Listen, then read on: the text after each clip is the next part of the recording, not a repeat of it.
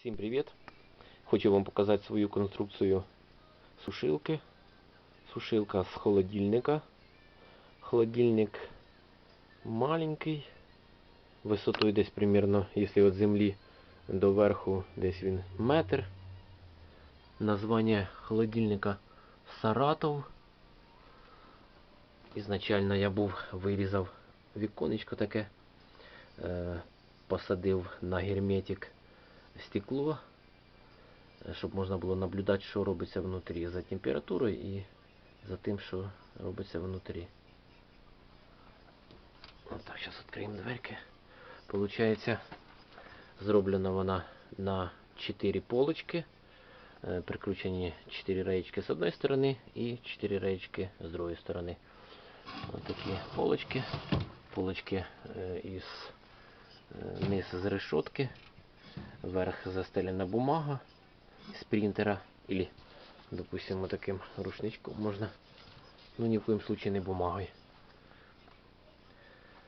Прикручував 4 патрона знизу.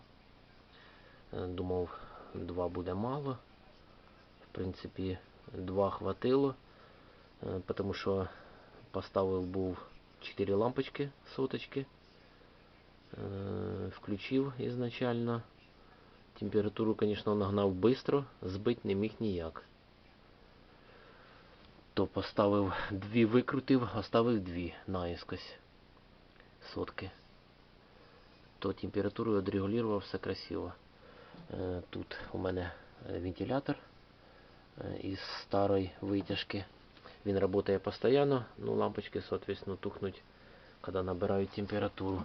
Тут такий датчик в самому низу висить. Коли температурка вже набирається, яка нужна, він срабатує і лампочки виключаються.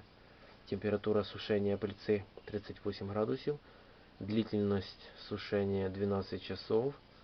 То есть хватает времени. Допустим, вечером собираю пыльцу, засыпаю в жаровню в 1-2, скільки, в зависимости, скільки получилось пыльцы. Да. То есть до следующего вечера, до новой пыльцы, ця пыльца вспіває висохати. Храню пыльцу у 10-літрових банках. В общем, як воно буде происходити далі, я все покажу. Зараз просто обзор самого шкафчика сушилки. Градусник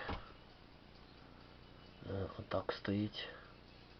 Коли включаю, допустим, тут датчик, термодатчик. Так, включив його, допустим, тут можна регулювати більше-менше. І коли температура набирається, тоді, звісно, видно температуру. Резиночки були слабі, магнітики, то я такий придумав крючок. Отлично держи крючок, конечно. Да, вот такие дела. Как я сказал изначально, получается, двигатель, вентилятор работает постоянно. Лампочки, соответственно, когда температурку наберут. Пыльцу сушу только для себя, для друзей, для знакомых. На продаж одне время пробовал. Невигодно. Не то, що невигодно, може і вигодно, ну, в них сильно більші требування. Требування більші по пильці, а ціна, звісно, дуже маленька. Тобто я вирішив сушити тільки для себе. На продаж не сушу. Ось такі діла. Ось такий простенький шкафчик, можно сказать, из холодильника.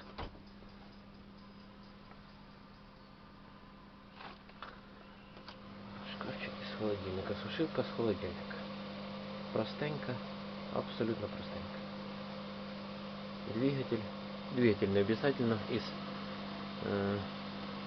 допустим, витяжки, як у мене він Можна з кулера, кулер із комп'ютера поставити 1-2 кулера. І вони теж будуть прекрасно справлятися з цією роботою. Ось такі діла. Терморегулятор теж простий. Тут получается два регулятора, грубо, тонко, більше-менше, одним словом. Ось такі діла. Ось такий шкафчик. Може комусь понравиться. Всегда можно купить, всегда мы успеем купить.